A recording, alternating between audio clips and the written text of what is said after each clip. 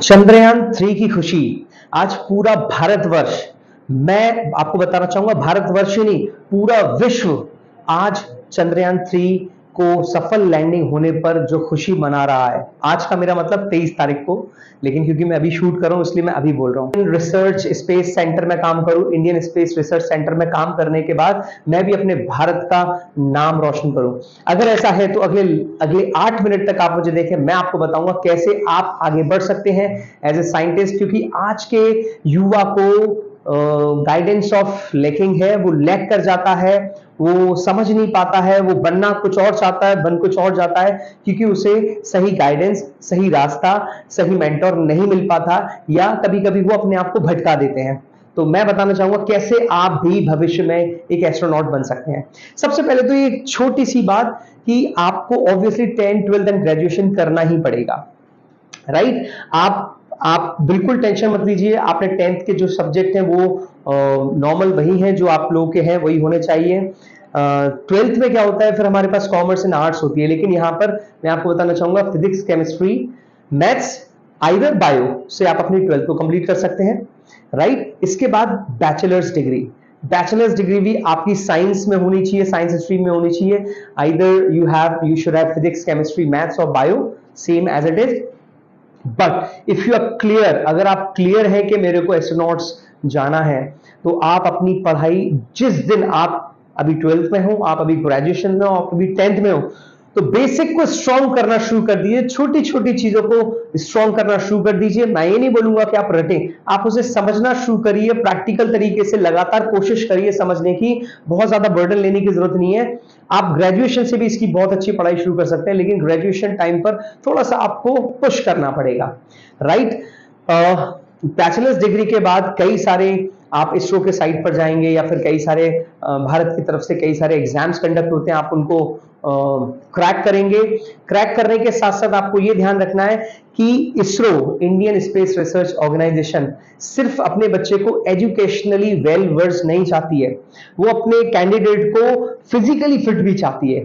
तो आप जब ये सपना देख रहे हैं कि मेरे को साइंटिस्ट बनना है, मेरे को एस्ट्रोनॉट बनना है, मेरे को इस फील्ड में जाना है, मुझे भी तारों के साथ भ्रमण करना है, मुझे भी प्लैनेट्स के साथ भ्रमण करना है, मुझे भी यूनिवर्स में जाकर के उनको लाइव देखना है, तो आप अभी से ही अपनी हेल्थ को फिट रखने के लिए रेडी हो जाइए, अपने आप की अपनी फिटनेस पे काम करना शुरू कर दीजिए। क्योंकि वहां जब आप एग्जाम क्रैक करके जाते हैं तो आपका medical test, physical fitness test proper होता है, जिसमें आपकी हैबिट्स देखी जाती है कि आप पिछले 8 सालों से 10 सालों से किस तरीके की रूटीन को फॉलो करते हुए आए हैं, क्या आपकी जो बॉडी है वेल शेप्ड है या नहीं है, आपका रूटीन कैसा है, आप प्रॉपरली, आपकी बॉडी स्ट्रांग है या नहीं है, आप ज्यादा समय तक दौड़ सकते हो नहीं सकते हो, आप ज्यादा समय तक खड़े हो सकते हो नहीं सकते हो, आप ज्यादा समय तक थोड़े डिफिकल्टीज को टॉलरेट कर सकते हो नहीं कर सकते। और ये कौन कर सकता है, जो शुरू से ही, जिस दिन उसने निर्णय लिया हो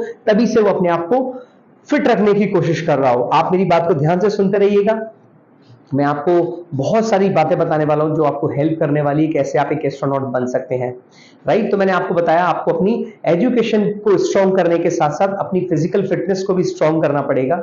उसके बाद मास्टर्स डिग्री आप करेंगे। मास्टर्स डिग्री क्यों जरूरी है, क्योंकि आप जिस फील्ड में जा रहे हैं वहां एक्सपर्टीज की जरूरत है। एक्सपर्टीज के लिए आपको बेसिक्स बहुत अच्छे से आने चाहिए, और किसी भी चीज की मास्टरी, अगर मैं तेंदुलकर की बात करूं तो तेंदुलकर की मास्टरी छक्का मारने में नहीं है, तेंदुलकर की मास्टरी जो है वो 1 रन लेने में है, तेंदुलकर की जो मास्टरी है वो रनिंग बिटवीन द विकेट्स लेने में है, तेंदुलकर की जो मास्टरी है वो दिमाग से फील्ड को पढ़ने में। और ये कब होता है, जब आप एवरी सिंगल डे ज्यादा से ज्यादा वर्कआउट करते हो, अपनी फिटनेस को फिट रखते हो और लगातार अपने बेसिक्स पे काम करते रहते हो।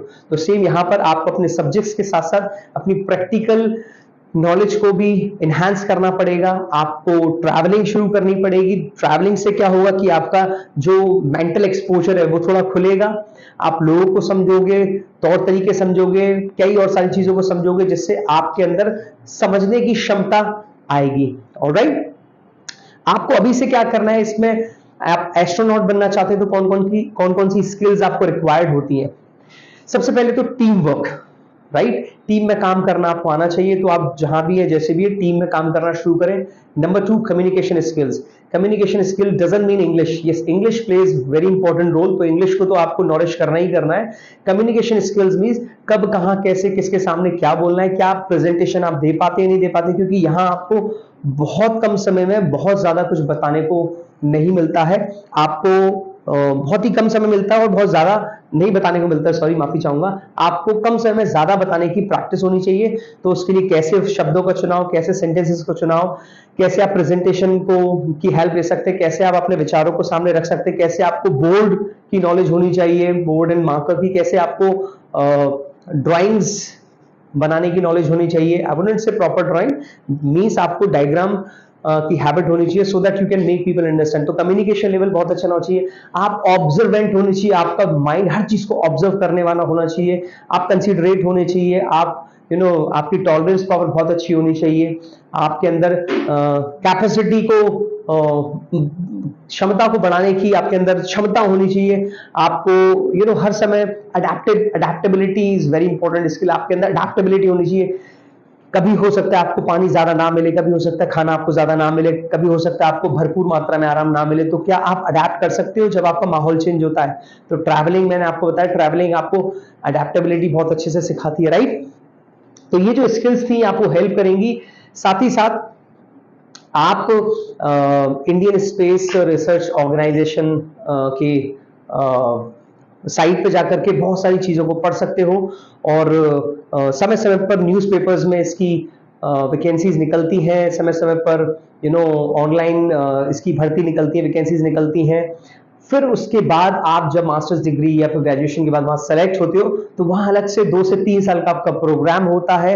वहां अलग से आपको 2 से 3 साल की पढ़ाई करनी पड़ती है। उसके बाद 2 से 3 साल की आपकी फिर से एक डीप ट्रेनिंग होती है। उस डीप ट्रेनिंग को करने के बाद इस लंबे 10 से 12 साल, अपनी 12th क्लास के बाद आपको 10 से 12 साल का और समय लगता है, तब आप बनते हैं एक साइंटिस्ट, आप बनते हैं एक astronaut. And I wouldn't say कि आप मेडिकल फील्ड में तो नहीं जा सकते, क्योंकि वहां मेडिकल फील्ड के लोगों की भी जरूरत होती है, वहां ऑब्वियसली इंजीनियरिंग की हुए आप तो भी जरूरत होती है, वहां हर फील्ड के लोगों की जरूरत होती है। आप आर्ट्स में हैं तो भी आप ट्राई कर सकते हैं, आप कॉमर्स में तो भी आप ट्राई कर सकते हैं, क्योंकि वहां वो कोई छोटा ऑर्गेनाइजेशन नहीं है, वो नेशनल लेवल का बहुत बड़ा ऑर्गेनाइजेशन है, और आप वहां कॉम्पीट कर सकते हैं, वहां पछाड़ सकते हैं।